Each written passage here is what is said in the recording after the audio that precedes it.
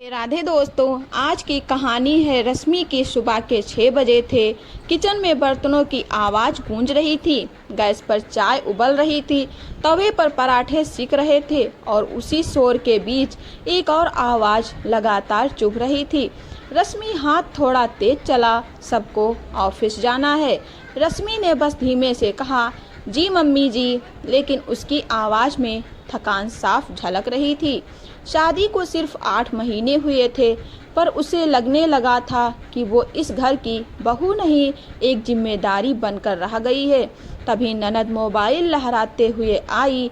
Mummy देखो, रीना भाभी फिर नई साड़ी में फ़ोटो डाल रही हैं और एक हमारी भाभी हैं, बस किचन क्वीन।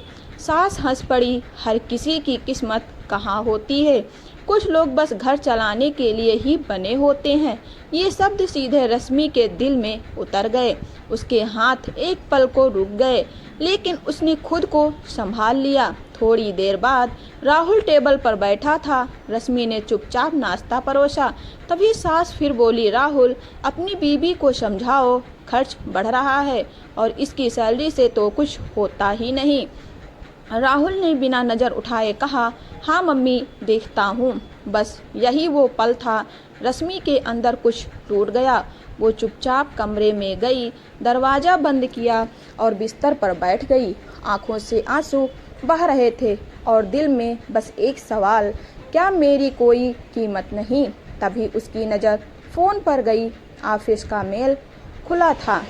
वो कुछ देर तक स्क्रीन को देखती रही, फिर अचानक उसके चेहरे पर एक अजीब सी शांति आ गई, जैसे अंदर कोई फैसला हो चुका था। रश्मि, कितना टाइम और लगाओगी?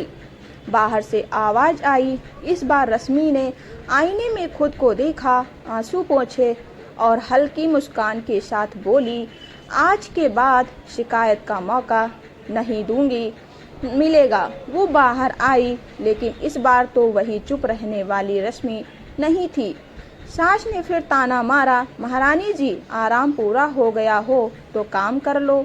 रश्मि ने पहली बार आंखों में आंख डालकर कहा, घर चलाने के लिए सिर्फ पैसे ही जरूरी होते हैं ना मम्मी जी। सास चुप, ननद भी खामोश। तभी राहुल आया और झुल्ला कर बोला, ये रोज रोज का ड्रामा बंद करो।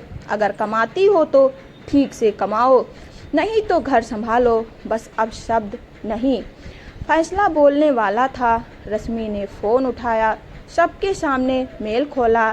देखो राहुल, पिछले हफ्ते मुझे प्रमोशन ऑफर मिला है, नई कंपनी से 3 गुना सैलरी, पूरा घर सन।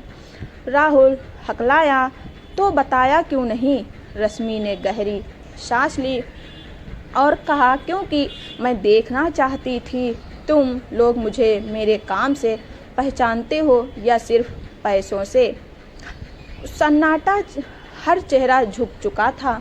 अब क्या करेगी? सास ने धीमे से पूछा। रश्मि ने सीधा जवाब दिया, जो मुझे बहुत पहले कर लेना चाहिए था। अलमारी खुली, बैग निकला। राहुल घबराया, तुम जा रही हो? रश्मि, हाँ, भाग नहीं रही, बस अपनी इज्जत बचाने जा रही हूँ। दरवाजे पर खड़ी होकर उसने आखिरी बार कहा, देखो, इज्जत मांगी नहीं जाती और ना ही सैलरी से मिलती है, ये अपने फैसलों से बनती है। दरवाज़ा बंद हुआ और उस घर में पहली बार सन्नाटा सच बोल रहा था। उधर ऑफिस में बैठी रश्मि, फ़ोन बजा, राहुल कॉलिंग।